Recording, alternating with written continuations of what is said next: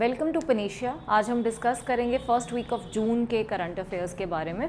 सबसे पहले हमारे पास न्यूज़ है भारत जेन के रिलेटेड।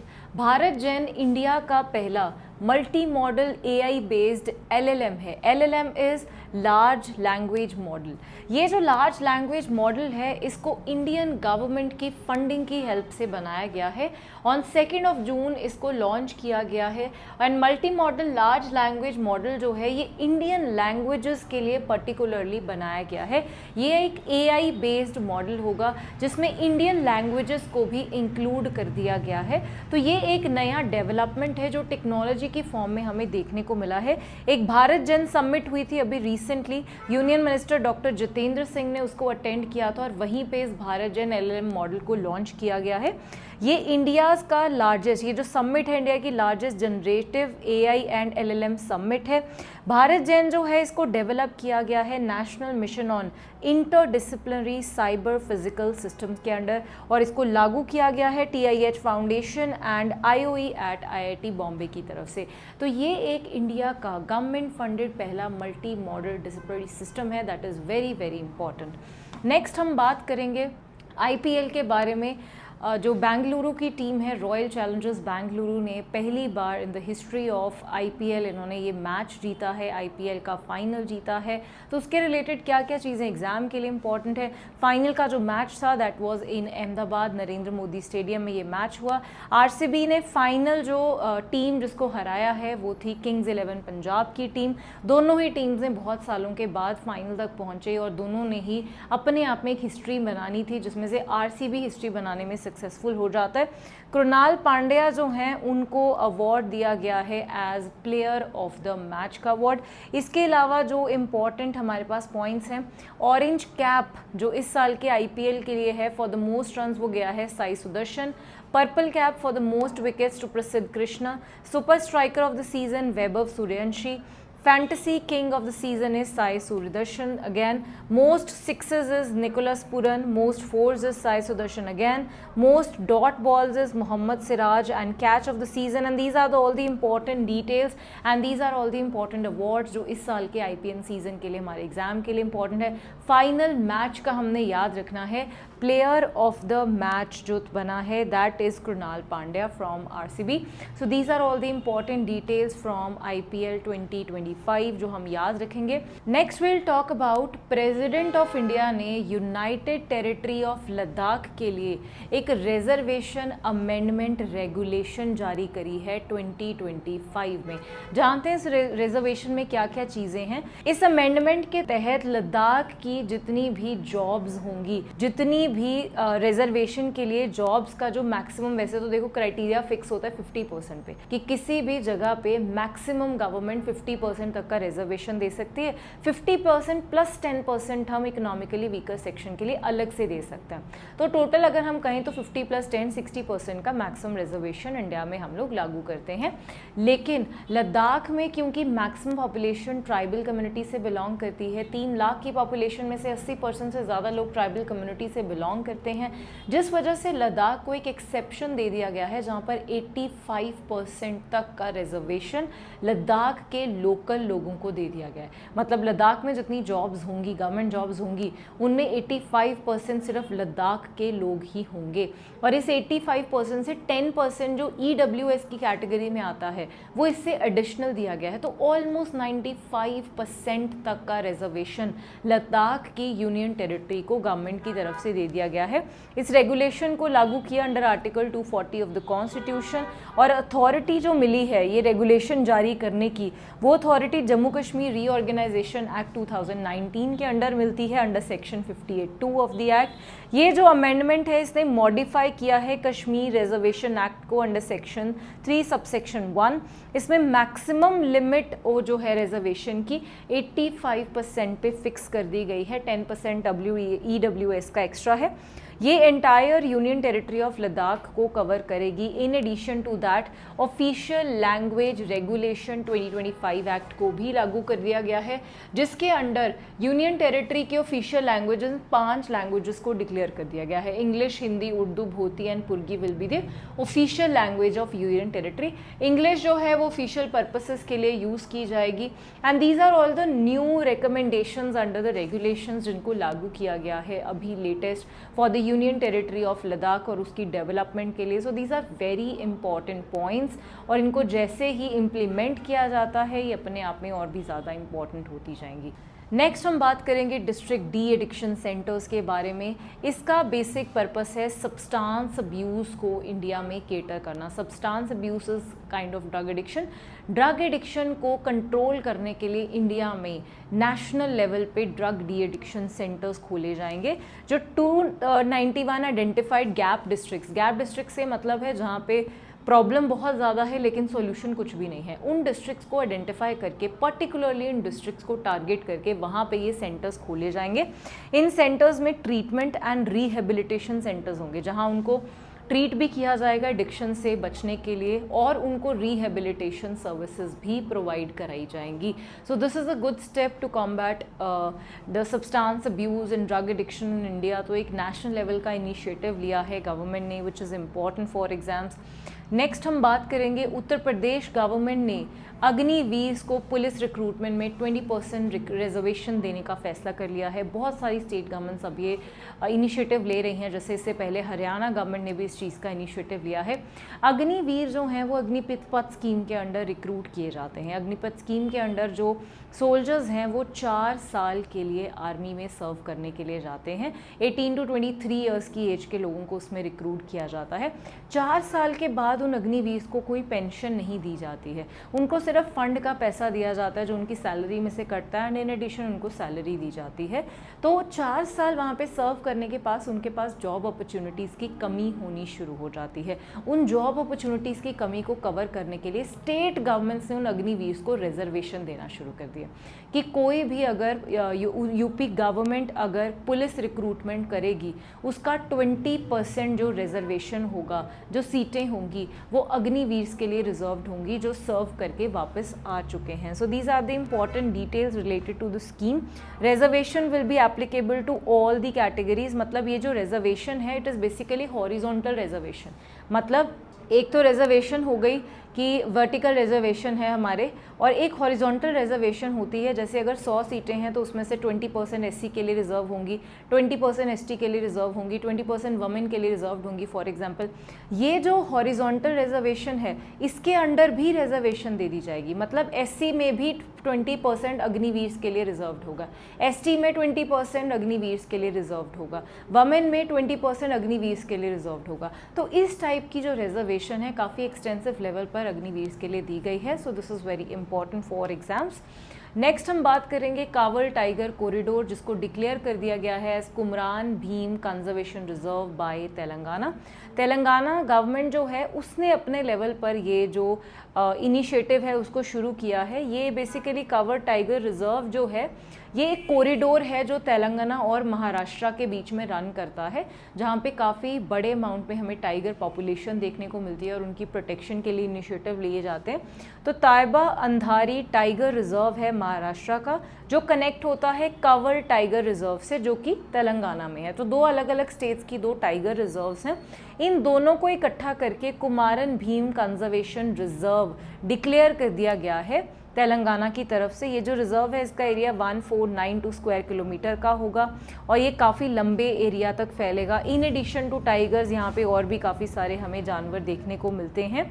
और ये जो ऑर्डर है, ये जो स्टेट गवर्नमेंट ने डिक्लेरेशन दिया है उस चीज़ की पावर उसको मिलती है section 36A of wild life protection act 1972 के तहत। जो एक्ट ये कहता है कि स्टेट गवर्नमेंट कोई भी एरिया जो उसके पोजेशन के अंडर आता है, जो भी एरिया नेशनल पार्क्स और सेंचुरीज़ के जॉइनिंग एरियाज़ हैं उनको वो कंजर्वेशन रिजर्व्स की फॉर्म में डिक्लेयर कर सकता है। So the newest form conservation reserve is Kumram Bheem conservation reserve in Telangana, जो एक्चुअल में टाइगर रिजर्व है और 2 एरियाज तक एक्सपेंडेड है, महाराष्ट्र एंड तेलंगाना, और उस एरिया को अब कंजर्वेशन रिजर्व डिक्लेयर कर दिया गया है। नेक्स्ट हम बात करेंगे वर्ल्ड एनवायरनमेंट डे 2025 के बारे में। वर्ल्ड एनवायरनमेंट डे की शुरुआत होती है 1973 में by United Nations environment programme, और 2025 में इसका होस्ट कंट्री है रिपब्लिक ऑफ कोरिया। और इस साल जो मेन टारगेट है वो प्लास्टिक वेस्ट के ऊपर दिया गया है। यहाँ पिक्चर में देख सकते हो कैसे लोगों ने प्लास्टिक वेस्ट के रिलेटेड चीजों को प्रमोट करना शुरू किया, प्रोटेस्ट किया, उन्होंने काफी कैंपेन्स निकाले कि हमें प्लास्टिक वेस्ट को कैसे खत्म करना चाहिए। तो एक्टिविस्ट ने पार्टिसिपेट किया, डेमोन्स्ट्रेशंस किए। जो एशियन डेवलपमेंट बैंक का हेडक्वार्टर है फिलीपींस ने, वहां पे इस चीज का काफी प्रमोशन किया गया। तो इस साल एक जो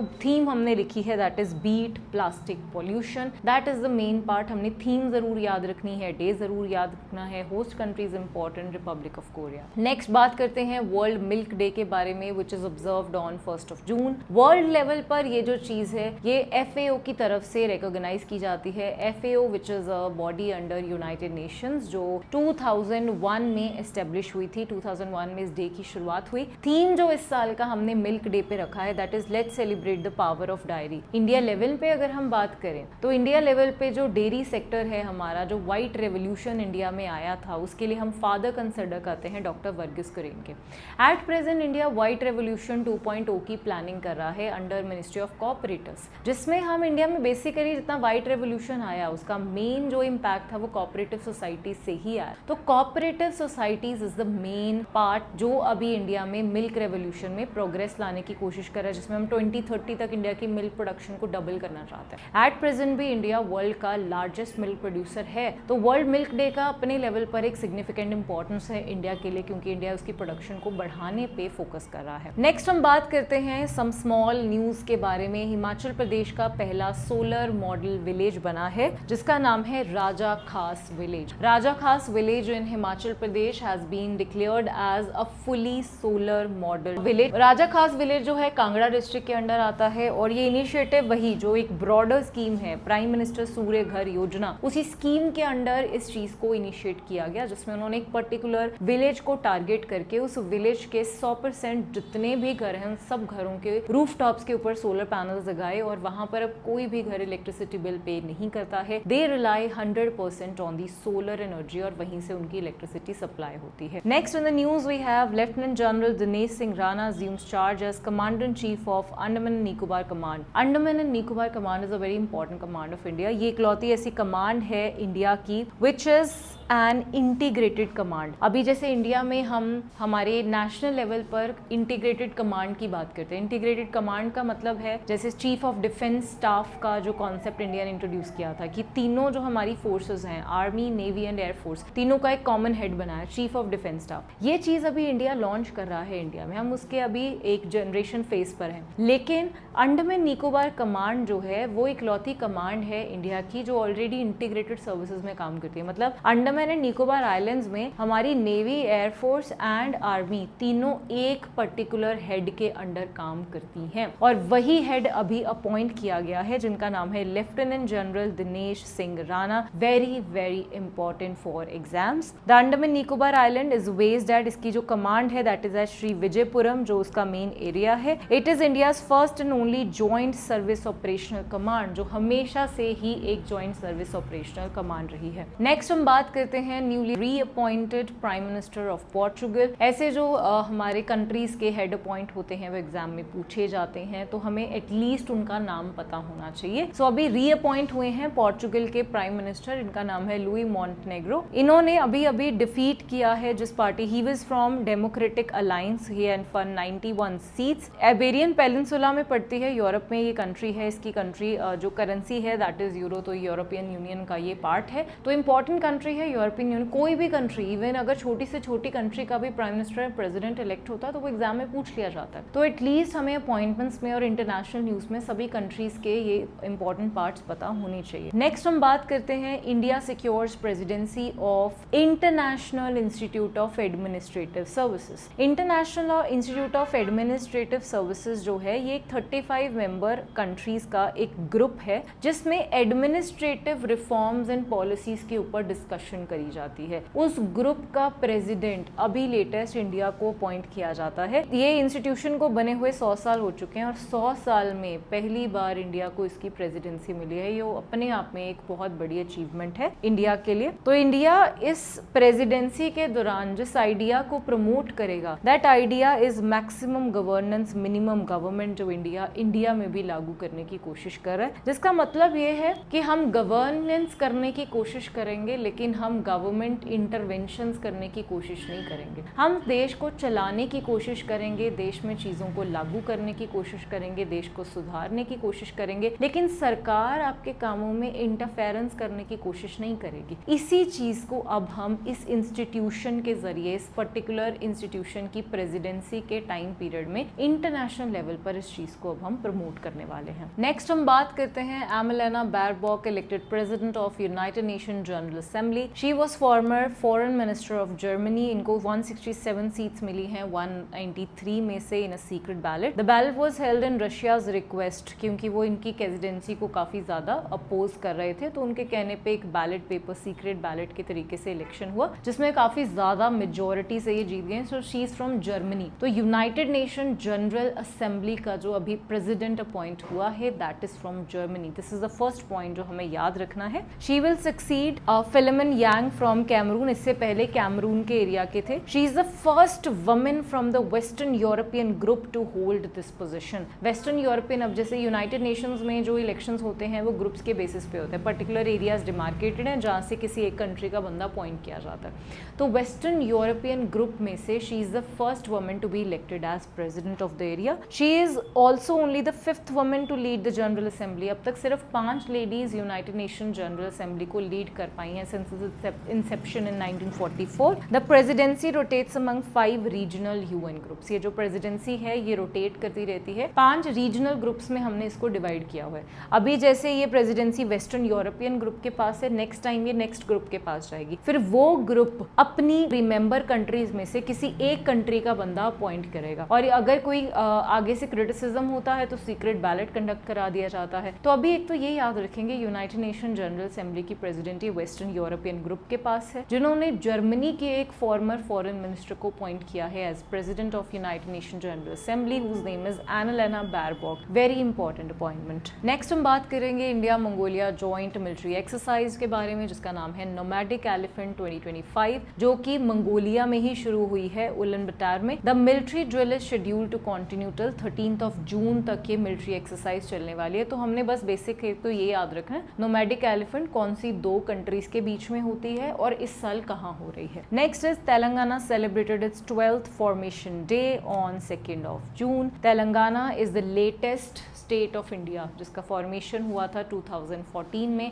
आंध्र प्रदेश का ही कुछ एरिया सेपरेट करके तेलंगाना स्टेट बनाई गई। Hyderabad is the capital of the state. 2 जून को अभी उसने अपना फाउंडेशन डे सेलिब्रेट किया जिसमें उसने कुछ प्राइज भी डिस्ट्रीब्यूट करने की कोशिश करी। जो पुलिस सर्विसेज में और administration services of the state में जो लोग अच्छा कंट्रीब्यूट कर रहे हैं उन लोगों को प्राइज दिया गया है on the formation day of Telangana. Next we have some news about sports. World champion D Gukesh ने अभी वर्ल्ड नंबर 1 मैग्नस कार्लसन को नॉर्वे चेस 2025 चैंपियनशिप में बीट किया है, which is an important news. South African batter has announced his retirement from all forms of international cricket. 2 हमारे cricketers हैं जिन्होंने international cricket में से रिटायरमेंट डिक्लेयर कर दिया है, Heinrich Klaasen and Glenn Maxwell. So that is important from the sports part. So these are all the current affairs from first week of June 2025. बने रहिए हमारे साथ हमारे YouTube चैनल पर.